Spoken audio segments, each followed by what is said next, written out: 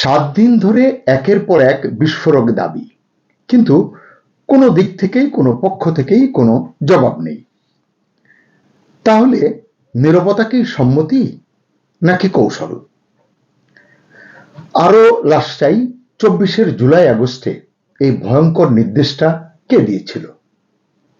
কার নির্দেশে ঢাকার রাজপথে নেমেছিল স্নাইপাররা? এমন কিছু অভিযোগ নিয়েই আজকের কথা, যা সত্য হলে রাষ্ট্র কেঁপে উঠতে বাধ্য, আর মিথ্যা হলে এটাই হবে সবচেয়ে ভয়ঙ্কর বিভ্রান্তি।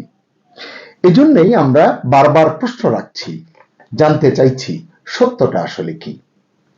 আগেও বলেছি, এই প্রতিবেদনের তথ্যগুলো স্বতন্ত্রভাবে যাচাই করা হয়নি, তবে অভিযোগগুলো এতটাই গুরুতর যে উপেক্ষা করারও সুযোগ নেই। আসসালামু আলাইকুম, স্বাগত লিডস নিউজে। সম্মানিত দর্শক, নর্থ ইস্ট নিউজের দাবি অনুযায়ী 2024 সালের জুলাই আগস্টকে ঘিরে একটি পরিকল্পিত সহিংসতার নকশা তৈরি করা হয়েছিল। অভিযোগ রয়েছে, এই পরিকল্পনার অংশ হিসেবে 2 জন সাবেক সেনা কর্মকর্তা মাঠে নেমেছিলেন। এদের নাম বলছে নর্থ ইস্ট নিউজ। একজন হলেন ব্রিগেডিয়ার অবসরপ্রাপ্ত জগলুল আহমেদ এবং অন্যজন মেজর অবসরপ্রাপ্ত ফেরদৌস। এবং বলা হচ্ছে, এই ফেরদৌস সমন্বয় করেছিলেন বরখাস্ত লেফটেন্যান্ট কর্নেল হাসিনুর রহমানের সঙ্গে। প্রশ্ন হচ্ছে, এই সমন্বয়টা কি ছিল, কিংবা এই সমন্বয়ের উদ্দেশ্য আসলে কি ছিল? কেন তখনকার গোয়েন্দা বাহিনী এই সমন্বয়ের উদ্দেশ্য আবিষ্কার করতে পারেনি, বা করে থাকলে কেন এটি যথাযথ কর্তৃপক্ষের কাছে উপস্থাপন করেনি? নর্থ ইস্ট নিউজ বলছে, জুলাই 16 থেকে আগস্ট 4 এই সময়ের যে হত্যাকাণ্ডগুলো ঘটেছে, এই হত্যাকাণ্ডগুলোর অধিকাংশ ছিল টার্গেটেড শুটিং। দূরপাল্লার স্নাইপারদের লক্ষ্য ছিল সাধারণ মানুষ, পথচারী, শ্রমিক, দোকান কর্মচারী। আর উদ্দেশ্য, হত্যাকাণ্ডের দায় সরকার এবং পুলিশের উপর চাপানো, যাতে ক্ষোভে ফেটে পড়ে তরুণ সমাজ, বিদ্রোহ উস্কে ওঠে। বলার অপেক্ষা রাখে না, এই উদ্দেশ্য সফল হয়েছিল। অরাষ্ট্রীয় শক্তিগুলো, মানে নন স্টেট অ্যাক্টরগুলোর দ্বারা সৃষ্ট সশস্ত্র অস্থিরতা আন্তর্জাতিক মনোযোগ এবং সমর্থন লাভ করেছিল, এবং সামরিক বাহিনীর একটা অংশ এই অরাষ্ট্রীয় শক্তিগুলোকে সুরক্ষা দিয়েছিল বলে অভিযোগ।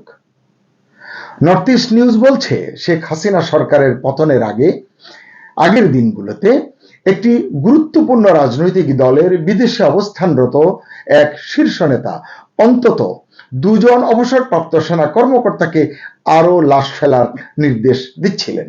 প্রশ্ন হচ্ছে, একজন রাজনৈতিক ব্যক্তির নির্দেশ কেন সামরিক বাহিনীর সদস্য শুনবেন? এই প্রশ্নটি করে রাখলাম।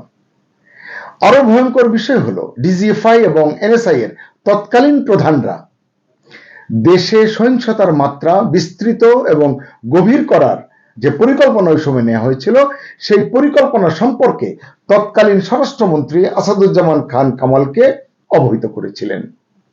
এই প্রতিবেদনে সুনির্দিষ্টভাবে বলা হয়েছে, 2024 সালের 18 জুলাই তৎকালীন ডিজিএফআই প্রধান মেজর জেনারেল অবসরপ্রাপ্ত হামিদুল হক এবং এনএসআই এর DG major general Mohammad Hossain Al Morshed ব্যাপক হত্যাকাণ্ড চালানোর ষড়যন্ত্র সম্পর্কে আসাদুজ্জামান খান কামাল এবং সরকারের আইন শৃঙ্খলা সমন্বয় কমিটিকে অবহিত করেছিলেন। এবং প্রসঙ্গত বলে রাখি, এই কামালই ছিলেন সেই সমন্বয় কমিটির প্রধান।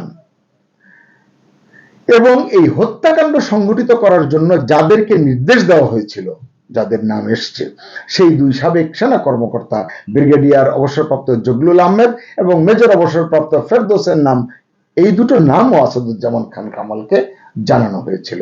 ডিজিএফআই এবং এনএসআই এর তৎকালীন প্রধানরা আরো জানিয়েছিলেন, বিপদগামী সামরিক কর্মকর্তা, বরখাস্তকৃত সেনা সদস্য, বিদেশি ভাড়াটে সৈন্য এবং ভাড়াটে খুনিরা আরো লাশ ফেলার পরিকল্পনা বাস্তবায়নের জন্য তাদের কর্মকাণ্ডে সমন্বয় করেছিল।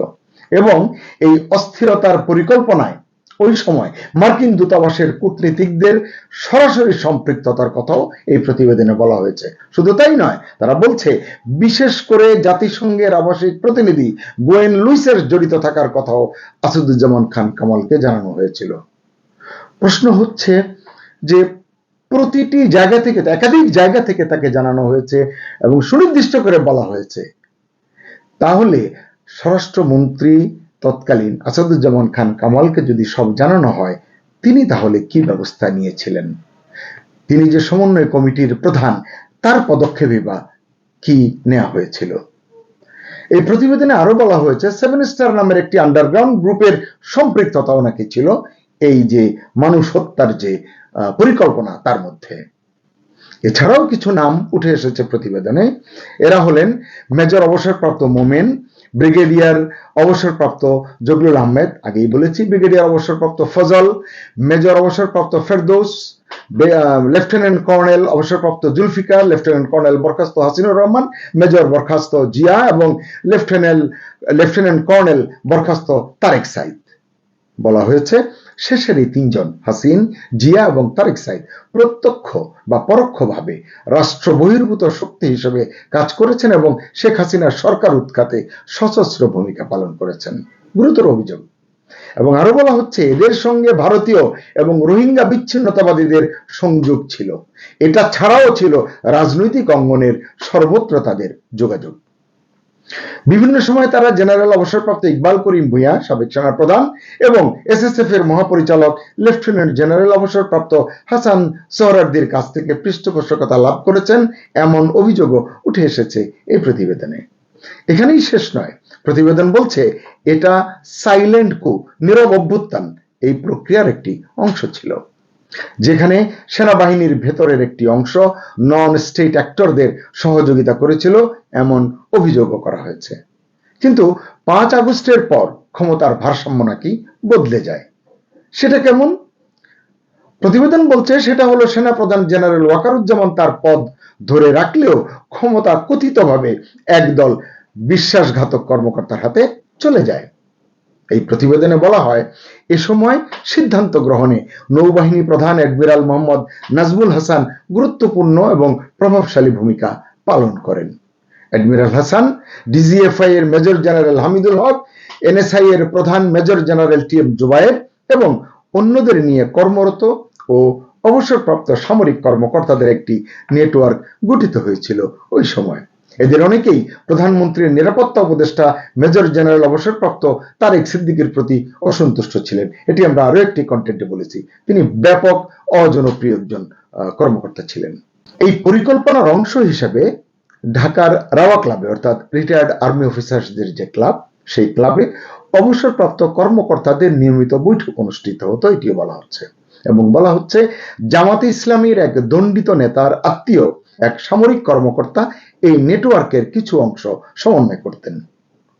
প্রতিবেদনে বলা হয়, জানা যায় মার্কিন special operation officer Terrence Orville Jackson, যিনি ওয়েস্টিন হোটেলে মারা গিয়েছিলেন রহস্যজনকভাবে, তিনি 2024 সালের মার্চ মাসে প্রথমবার ঢাকায় আসেন এবং তার দেওয়া তথ্যের ভিত্তিতেই অ্যাডমিরাল হাসান এবং সাবেক সেনাপ্রধান জেনারেল অবসরপ্রাপ্ত ইকবাল করিম ভূঁইয়ার মতো ঊর্ধ্বতন সামরিক কর্মকর্তারা নাকি এই কৌশলগুলো তৈরি করেন।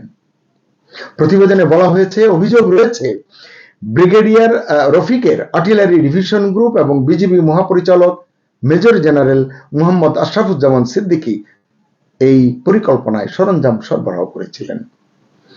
অন্তর্ঘাতমূলক কার্যকলাপের প্রমাণ থাকা সত্ত্বেও এনএসআই এর ডিজি মোর্শেদ কোনো পদক্ষেপ নিতে পারেননি বা এইসব বিষয় সরকারকে জানাতেও তিনি ব্যর্থ হয়েছিলেন বলে এই প্রতিবেদনে বলা হয়েছে।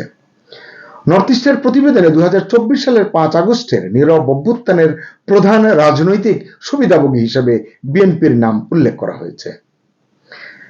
এই প্রতিবেদনের লেখক বা যিনি অনুসন্ধান করেছেন, সাংবাদিক এনায়েত কবির, তিনি লিখছেন, আশ্চর্যের বিষয় হলো লেফটেন্যান্ট কর্নেল অবসরপ্রাপ্ত ফজল বর্তমানে নির্বাচন কমিশনার হিসেবে দায়িত্ব পালন করছেন এবং 2026 সালের 12 ফেব্রুয়ারির নির্বাচনী পরিকল্পনা বাস্তবায়নে তিনি অংশীদার ছিলেন। এই তথ্য থেকে কি বুঝবো আসলে পরিকল্পনা কি এখনো বহমান রয়েছে, এখনো চলমান রয়েছে? এরকম অনেক তথ্য আছে, আমি আর বড় করতে চাই না। শেষ করার আগে প্রশ্ন করতেই হবে, আরো লাশটাই এই কথাটা কে বলেছিলেন? কার নির্দেশে মাঠে নেমেছিল স্নাইপাররা? এই ষড়যন্ত্রে জড়িত সাবেক এবং কর্মরত সেনা কর্মকর্তারা কারা তারা? এবং তাদের কার দায় কতটুকু। প্রতিবেদনে যে নামগুলো উঠে এসেছে, আজকে যে নামগুলো বললাম, যেসব নেটওয়ার্কের কথা বলা হয়েছে, এর সবই কি সত্যি? প্রশ্নগুলো আসলে ধারাবাহিকভাবে তুলে ধরলাম এই কারণেই, কারণ সত্যটা জানার অধিকার রয়েছে দেশের মানুষের। সবাই ভালো থাকুন, সুস্থ থাকুন, নিরাপদে থাকুন। আল্লাহ হাফেজ।